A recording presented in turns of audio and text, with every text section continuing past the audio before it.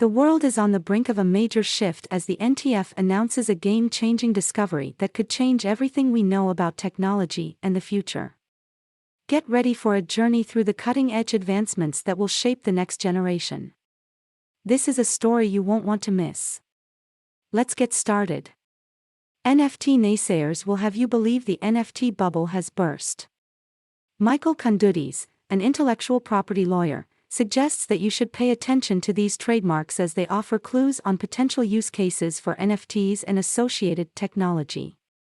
Contrary to popular belief that big corporations are jumping on the NFT bandwagon as a novelty, the lawyer notes that it is not possible to register a trademark in the US if you don't intend to use it.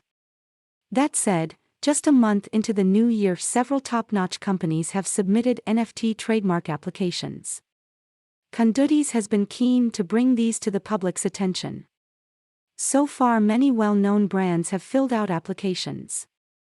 These include Absolute Vodka, Nike, and Yves Saint Laurent. And the latest is Irish Distiller International, the company behind Jameson Whiskey.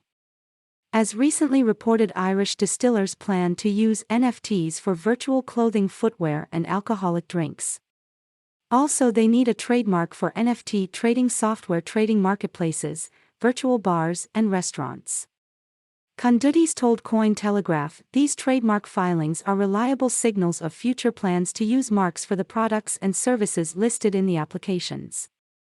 If this pace continues, this year could surpass last year for the number of NFL-related patents filed. In 2022, there were over 7,700 NFT applications filed so far. The defining Web3 conversation of 2023 has been about open editions, OE. 3D animator and crypto artist Ness Graphics broke records when they dropped money printer Go BRRRR and raised over 1404 ETH, $2 million, in 1 hour. Likewise, Victor Mascara's January 29 OE drop for the collector raised 224 ETH, nearly $400,000, in the span of 90 minutes. These exceptional sales volumes, coupled with a clear statistical uptick in the number of OEs being minted in the last month, opened up a passionate debate in the NFT community about the supply, value, and utility of an artist's body of work. That debate is now reaching a fever pitch. Vector artist and Western aesthetic lover Jeremy Booth recently rolled out an open edition that functions in just this way, with Booth writing on Twitter recently that his latest OE will be the key to purchasing all my personal, non-collaborative, limited editions moving forward.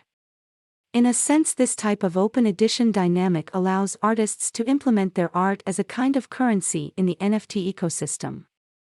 How artists choose to play with that potential is yet to be seen, but the possibilities are tantalizing. The NFT space has always been at least partially about the money.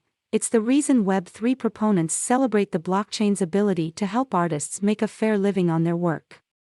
But the space should neither idolize nor demonize those participating in the OE rush. Most people involved in Web3 aren't here for the money or the art, but some combination of the two. Nobody should begrudge anyone for their particular combination of preferences. And while it's wise to keep a diligent eye on the NFT space's relationship to money, open editions are probably not the hill on which to die as far as Web3 debates go. Ness Graphics and Victor Mascara's recent OE successes are something to celebrate, as are the countless smaller sales made by up-and-coming artists using Manifold and other platforms to release their OE drops. Democratization is a pillar of Web3 after all. Open editions just might be another great way to uphold that ethos. Professionals working in the Web3 space highlighted various tools and best practices to protect NFTs from hackers and scammers. As non-fungible tokens, NFTs, attract more users, they also capture the eyes of scammers. Bad actors in Web3 have set their sights on digital collectibles, with millions being lost through scams and various attacks. However, according to professionals working in the Web3 space, there are multiple ways and tools to prevent being a victim of NFT theft. In addition, users can also take various actions after losing their digital collectibles to hacks. Ronghue Gu, the co-founder and CEO of blockchain security firm CertiK, told Cointelegraph that the first and most important step is always due diligence. Avoid clicking on suspicious links and be very careful when signing token approvals, Gu shared.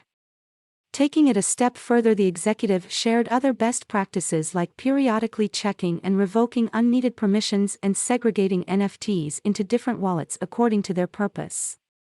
He also explained that long-term holds should be kept in a secure wallet that interacts minimally, if at all, with applications. Hardware wallets have a somewhat steep learning curve, but the time investment is worth it. When asked about what can be done once the assets get lost, Gu shared that it's unfortunate, but there's not a lot that users can do to recover the assets. However, NFT marketplaces can blacklist the NFTs so that they cannot be traded anymore. Raising awareness of common scams is an ongoing effort.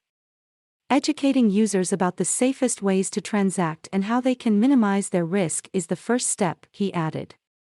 While hardware wallets may be a great solution, Michael Pierce, the CEO of Web3 security firm Not Common, said there are still risks involved. He explained that people should buy the hardware directly from the manufacturer to minimize any chance the wallet has been tampered with before the person receives it.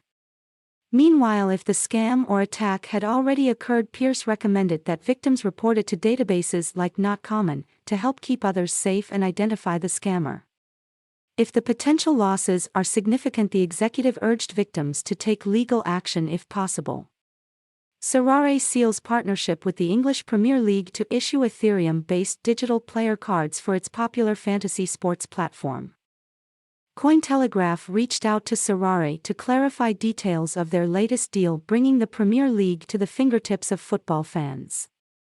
While the partnership was officially announced on January 30, a Sorare spokesperson said discussions between the league and the company had been ongoing for a lengthy period. Sorare began to make moves within the Premier League network in 2019, signing West Ham United as its first English club as a partner of its platform. Cointelegraph has learned that the league and Sorare have agreed to a 4-year deal with the value of the partnership undisclosed for contractual reasons.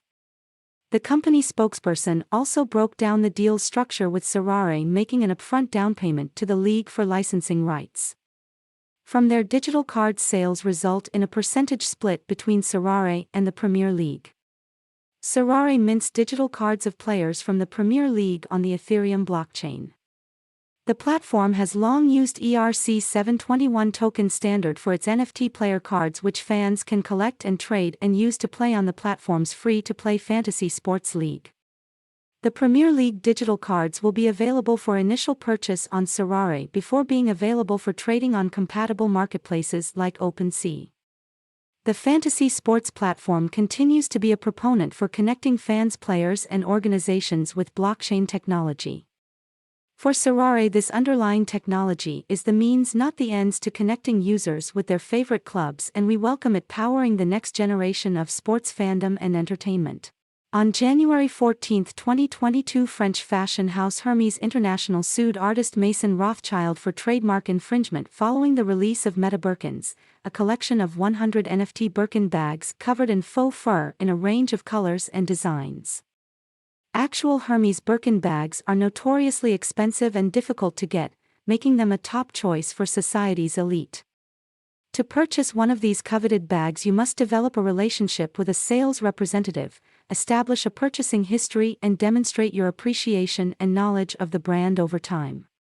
Considering this laundry list of requirements, it's no surprise that the luxury brand, focused on exclusivity, does everything it can to weed out replicas, even NFT versions. The trials, set to begin on January 30, 2023 in the Southern District of New York, brings new issues to the legal landscape that force the intersection of intellectual property law, constitutional law, technology, and fashion.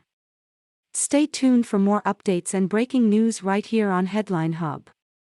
Thank you for watching and have a great day.